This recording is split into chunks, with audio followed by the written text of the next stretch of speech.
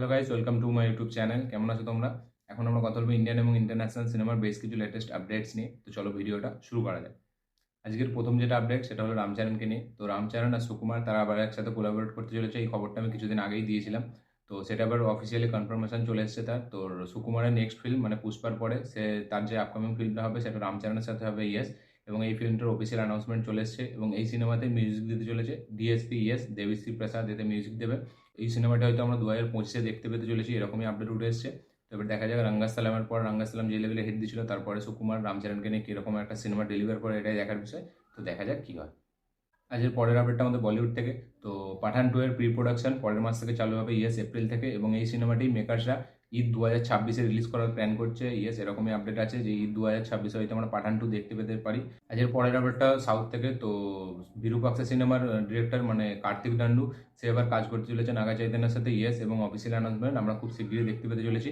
এরকমই আপডেট আছে যে সে নাগা চৈতন্যের সাথে এবার কোলাবোরেট করতে চলেছে। এবং বিরূপাক্ষা আমরা সকলেই জানি একটা খুব সুপারহিট ফিল্ম হয়েছিল। তো এবার দেখা যায় তারপরে এসে নাগা চৈতন্যকে নিয়ে কেমন সিনেমা বানায়, এটাই দেখার বিষয়। তো অফিসিয়াল অ্যানাউন্সমেন্ট খুব শীঘ্রই আমরা দেখতে পেতে চলেছি। আজকের পরের ব্যাপারটা কামাল হাসানকে নিয়ে। তো কামাল হাসানের ইন্ডিয়ান 2 এবং ইন্ডিয়ান 3 সেই সিনেমার শুটিং পুরোপুরি সে কমপ্লিট করে ফেলেছে। এবং কালকি 2898 এডি সেই ফিল্মে তার গেস্ট রোল আছে, আমরা সকলেই জানি একটা গেস্ট অ্যাপিয়ারেন্স আছে। তো সেই সিনেমার শুটিং সে কমপ্লিট করে ফেলেছে। খালি ঠাগ লাইফ যেটা সে মানি রাতনামের সাথে করছে সেই সিনেমার শুটিংটাই এখন চলছে। এবং এই সিনেমা এবং ঠাগ লাইফ থেকে একটা আপডেট আছে যে দুলকার সালমানের পর এবার জয়াম রবিও এই সিনেমা থেকে আউট হয়ে গেছে, ইয়েস, কিছু ইস্যুর জন্য, ডেট ইস্যুর জন্য সে এই সিনেমা থেকে আউট হয়ে গেছে। তো এবার দেখা যায় ফাইনালি তাদের বদলে এবার কাকে আমরা এই মানি রাতনামের এই ঠাগ লাইফে দেখতে পারি, মানে কামাল হাসানের সাথে সাথে। দেখা যায় ফাইনাল ঠাগ লাইফের শুটিংটা কবে শেষ হয় এবং এই সিনেমাটি আমরা কবে দেখতে পাই। আজকের পরের ব্যাপারটা বলিউড থেকে মনোজ বাজপেয়ীকে নিয়ে। তো মনোজ বাজপেয়ীর একটি সিনেমা এসেছিল জি5-এ অনেক দিন আগে, মানে সাইলেন্স বলে নাম সিনেমাটি, একটা ক্রাইম থ্রিলার সিনেমা ছিল। তো সেই সিনেমাটির পার্ট 2 আসতে চলেছে, ইয়েস। এবং তার একটা মোশন ভিডিও, তার একটা অ্যানাউন্সমেন্ট ভিডিও ছেড়েছে মেকার্সটা। তাতে আমরা দেখতে পাচ্ছি মনোজ বাজপেয়ী মানে কথা বলছে যে মানে সে আবার ফিরছে, তারপরে যা যা সে প্রথমটাই করেছিল তারপরেরটাই সে আবার ফিরছে সেটাই করবে। তো এবার এই সিনেমাটির অফিসিয়াল অ্যানাউন্সমেন্ট কিছু জানানো হয়নি, জাস্ট একটা ভিডিও ছাড়া হয়েছে যে সাইলেন্স 2 আসছে। তো এবার দেখা যায় এর অফিসিয়াল অ্যানাউন্সমেন্টটা কবে হয়। এবং সাইলেন্স একটা খুব ভালো সিনেমা হয়েছিল, একটা ভালো রেসপন্স পেয়েছিল। তো এবার দেখা যাক সাইলেন্স 2 কতটা ভালো রেসপন্স পায় এবং সিনেমাটি কতটা ভালো হয়। আজকের পরের ব্যাপারটা বিজয় দেবরকোন্ডাকে নিয়ে। তো তার আপকামিং সিনেমা ফ্যামিলি স্টার, তো সেই সিনেমার ট্রেলার আসতে চলেছে 28শে মার্চ, ইয়েস, 28শে মার্চ আমরা ট্রেলার দেখতে পাবো। এবং এই সিনেমাটি রিলিজ হচ্ছে 5 তারিখ। তো এবার দেখা যায় ফাইনালি সিনেমাটি কেমন হয়। সিনেমাটি নিয়ে একটু মোটামুটি হাইপ আছে ভালো। তো এবার দেখা যায় ফাইনালি সিনেমাটি কেমন হয়।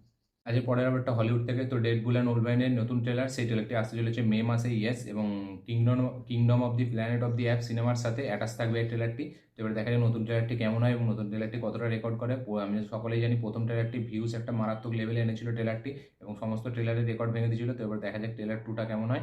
এবং এই সিনেমার মানে kingdom of the planet of the অ্যাপসের সাথে সাথে থিয়েটারে আমরা এই সিনেমার ট্রেলারটি দেখতে পেতে চলেছি। তো এবার দেখা যাক ট্রেলারটি কেমন হয় এবং প্রথমটার তুলনায় কতটা বেটার হয়, এটাই দেখার বিষয়। দেখা যাক কী হয়।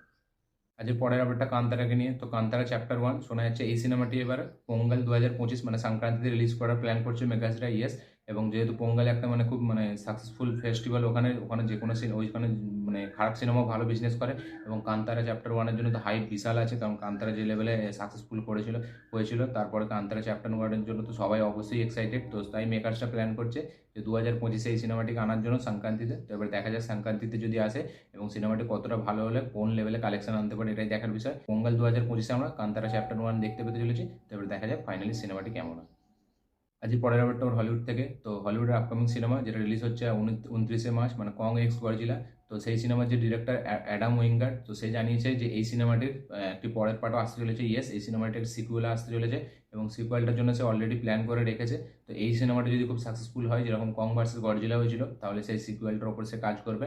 এবং তার কাছে শুধু একটা না, অনেকগুলো প্ল্যান আছে, মানে সিকুয়েলের পর সিকুয়েল নানান তার কাছে প্ল্যান আছে এবং আইডিয়াও আছে তার কাছে। সে যদি দেখে যে ভালো রেসপন্স পাচ্ছে, তার মানে সে আবার পরবর্তীকালে আবার এই সিনেমাগুলি বানাবে।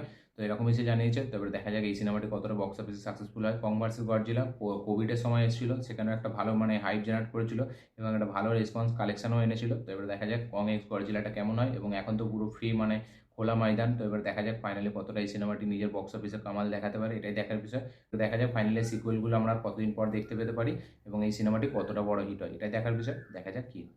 আজকে পরের ব্যাপারটা পবন কল্যাণ আপকামিং বিগেস্ট সিনেমা মানে দ্য ওজি।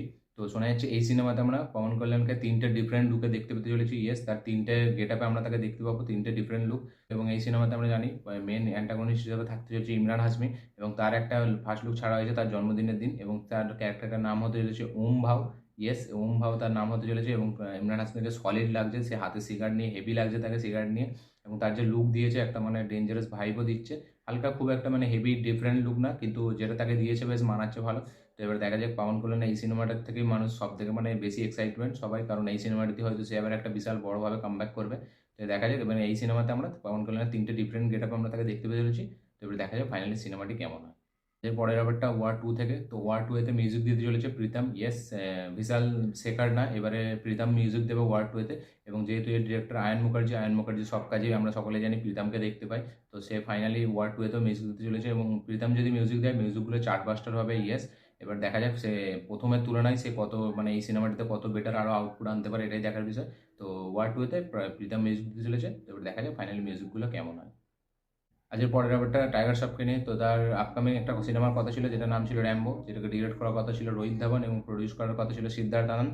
তো সেই সিনেমাটি এখন পুরো হোল্ডে চলে গেছে। এই সিনেমাটি তখনই হবে যখন বড়ে মিয়াঁ ছোটে মিয়াঁ বক্স অফিসে যদি সাকসেসফুল হয় আর টাইগার শ্রফের যদি কামব্যাক হয়, তবে এই সিনেমাটি তারা করবে, নাহলে এই সিনেমাটি পুরোপুরি সেলফ হয়ে যাবে, এরকমই আপডেট আছে।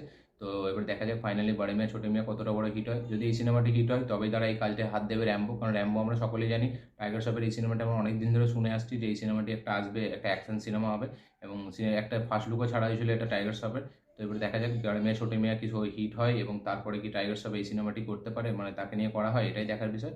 তো দেখা যাক কি হয়, র্যাম্বো আমরা কি ফাইনালি দেখতে পারি না দেখতে পারি না, এটাই দেখা যাক। তো দেখা যাক কি হয়। আজের পরের ব্যাপারটা লোকেশ কানাগড়াকে নিয়ে, তো সে একটা ইন্টারভিউতে জানিয়েছে যে তালাইবার 171, যেটা সে তার আপকামিং সিনেমা, তো সেই সিনেমার প্রি প্রোডাকশন এখন চলছে এবং প্রি প্রোডাকশন শেষ হলে সে শুটিং ধরবে, এবং এই সিনেমার শুটিং পুরোপুরি কমপ্লিট হওয়ার পর তার 1 মাস পর থেকে কাইথি 2 এর শুটিং চালু করবে, সে এরকমই জানিয়ে দিয়েছে। তো কাইথি 2 আমরা আর বেশি দিন বাকি নেই, দেখতে পাবো হয়তো 2027-এর প্রথম দিকে বা 2026-এর শেষের দিকে আমরা দেখতে পেতে চলেছি।